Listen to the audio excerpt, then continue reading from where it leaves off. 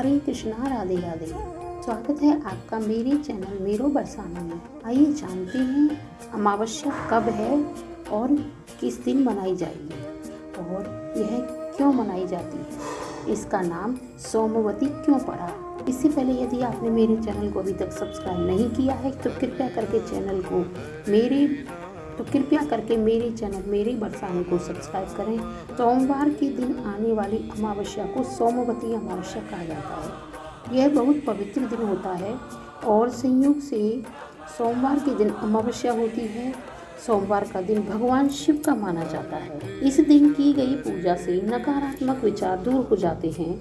भगवान शिव के उपासकों द्वारा बड़े स्तर पर यज्ञों का आयोजन किया जाता है। इस दिन की पूजा को अमावस्या तिथि के अनुसार ही मनाया जाना चाहिए।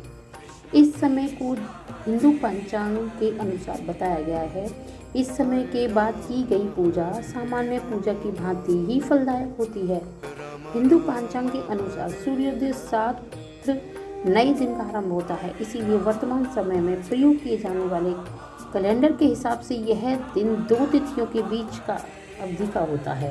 इस दिन की गई पूजा बहुत शुभ होती है। सोमवती अमावस्या के उत्सव पर भगवान शिव को व्रत द्वारा प्रसन्न किया जाता है। महिलाएं सोमवती अमावस्या के व्रत को अपने पति की दीर्घायु की कामना से रखती हैं।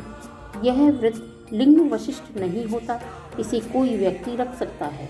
आइए जानते हैं सोमवती अमावस्या कब है। सोमवती अमावस्या का दिन पूरे भारतवर्ष में मनाए जाने वाला पर्व है। यह दिवस भगवान शिव को अर्पित होता है। हिंदू संस्कृति में अमावस्या के दिवस को अनुष्ठानों और परंपराओं का पालन करते हुए मनाया जाता है। अमावस्या की रात महीने में सबसे अधिक अंधकार से भरी हुई होती है। इसी वर्ष का सबसे प्रभावशाली समय माना जाता है। सोमवती अमावस्या 20 फरवरी 2023 को सोमवार के दिन मनाई जाएगी। ये सुनते हैं सोमवती अमावस्या की कथा।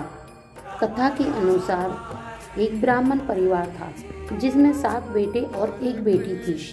सभी बेटों का विवाह हो चुका था, लेकिन अभी तक बेटी की शादी नहीं हुई थी। इस कारण से ब्राह्मण और उसकी पत्नी काफी दुखी थे। एक साधु बहुधा उनके घर भिक्षा लेने आया। वह साधु सभी बहुओं और बेटों को सुखद जीवन का आशीर्वाद देता था, लेकिन उसकी बेटी के समय वह आशीर्वाद नहीं देता था। ऐसा देखकर उस ब्राह्मण ने अपनी बेटी की कुंडली को दिखाने का निर्णय लिया। पंडित ने जब उस कन्या की कुंडली को देखा तो उसमें विवाह के अशुभ योग बने हुए थे। कन्या के इस योग के अनुसार यदि उसकी बेटी की शादी भी हो जाती है तो वह विधवा हो जाएगी। ऐसे में ज्योतिषी शास्त्र के उस विद्वान ने बेटी से सिंगल नाम के द्वीप पर जाने को कहा और बताया कि वहाँ पर आपको एक धोबिन मिलेगी जो कि इसका उपाय आपको बता देगी। पंडित जी की आज्ञा का पालन करते हुए वह कन्या अपने भाई के साथ उस टापू तक पहुँचने के लिए यात्रा पर निकल गई। द्वीप तक पहुँचने का रास्ता जटिल था। रास्ते के दौरान कन्या को एक गिद्ध का घोंसला दिखाई दिया।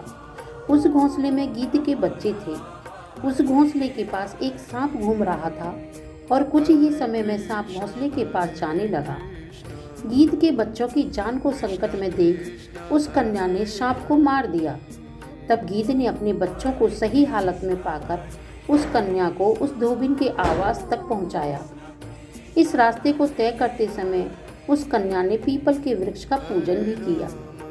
धोबिन के स्थान पर पहुंचने के बाद उस कन्या ने पूरी श्रद्धा भावना के साथ उसकी सेवा की और कन्या द्वारा की गई सेवा से धोबिन बहुत प्रसन्न हुई। उसके बाद कन्या को अशुभ योग से मुक्ति दिलाने के लिए उस धोबिन ने कन्या को सोमवती अमावस्या के व्रत को करने का आदेश दिया।